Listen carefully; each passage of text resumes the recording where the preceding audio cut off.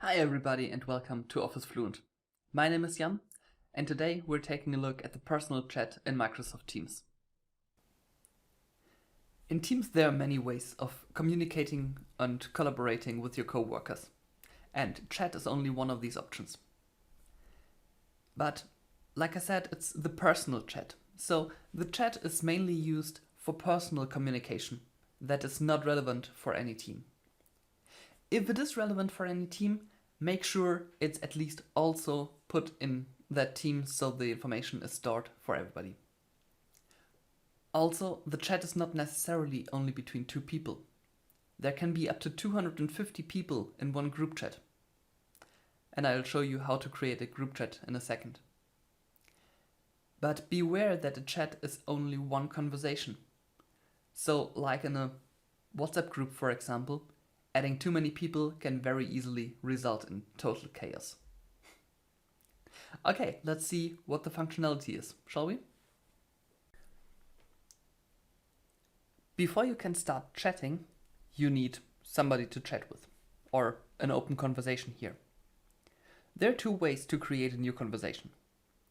The first one is to click on this new chat icon here, or press Ctrl N,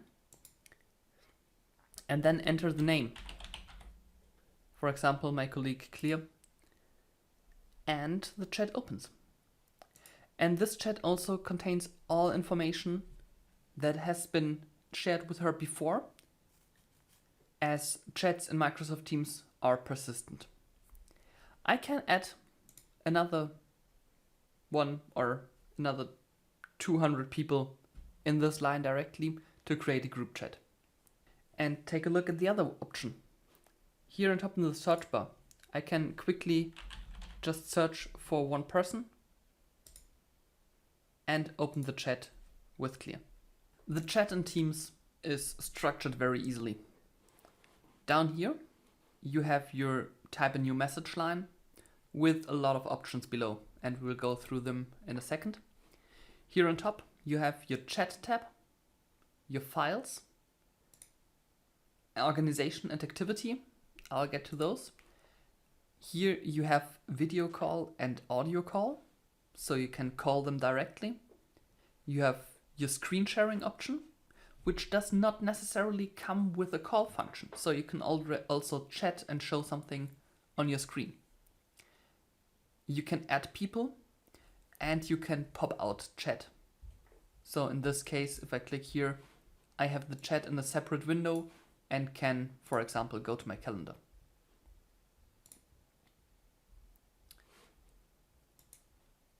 All right, that's actually everything you need to see. And let's get through the options you have available. So first of all, you can see that the chat is structured so that your messages are all on the right side and everyone else's messages are on the left. So if you have a group chat, you have a lot more messages on the left than on the right. What options do you have for your messages? Well, you can format your message like I did here. This is just done by clicking the format button, and then you have the options of bold, italic, underline, strike through. Marking, you can change the type of text you're writing. You can increase indent or decrease indent. You can make a quote, insert a link, or a code snippet, horizontal rune, table, whatever you need. Then you have the option of making your message either standard, important, or urgent.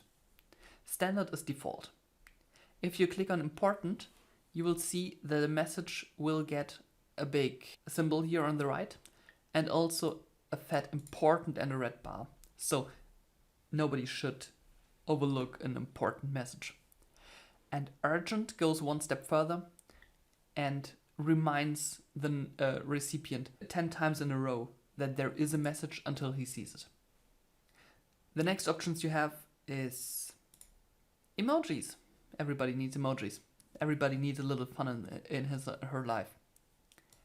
You have GIFs, and Teams has a library of I think 40,000 GIFs in the background. And you can also create your own stickers. What you can also do is, like you see here, you can embed pictures of files. You can just do it via this attach button. You can share it from your OneDrive, you can upload it from your computer, or you can just drag and drop them into the window and have them displayed there. Any file you upload into this chat will be uploaded, if it's not already there, in your OneDrive. And if I click here on Files, I can see there is an unknown PNG.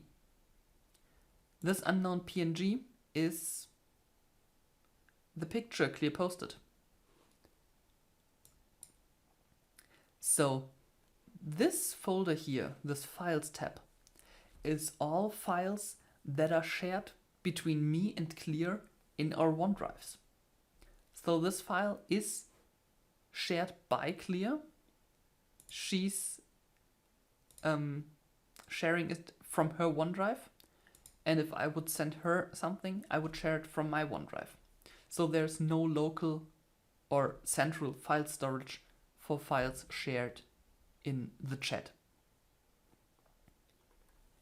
Other things you can do is you can click on the schedule a meeting, and suddenly we have a new meeting tab here where Clear is already set as attendee, and I can use one of the suggested times or type in my own and then send her invitation to the meeting.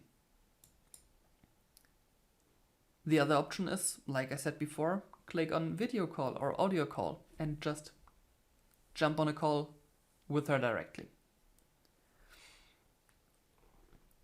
The other options you have is you can embed a video from Streams. Microsoft Streams is a video library which is part of Office 365. But you need to insert a link, you can't search from here. You have the option to praise. So for example, I could praise her for being especially creative. What I did is I sent her a praise for being very kind-hearted, which she is. And the last option you have is to start an approval workflow. So I can name a request. I can send the request to, for example, Clear. And then she can either approve or disapprove my request. That's so far the functionality I wanted to go about. We have two more tabs. One is the organization tab, which is essentially your organizational structure if it's defined in Microsoft 365. And the last one is activity. And under activity, I can take a look at all activities the person I'm chatting with has done in all teams I have access to. So I can take a look, okay, she did post something here and there, and she shared a file at this point. But of course, I can't see anything that's outside what I can see by default. That's it for today's video. I hope you had fun. I hope you learned something. If you did, please leave me a like, or don't if you didn't.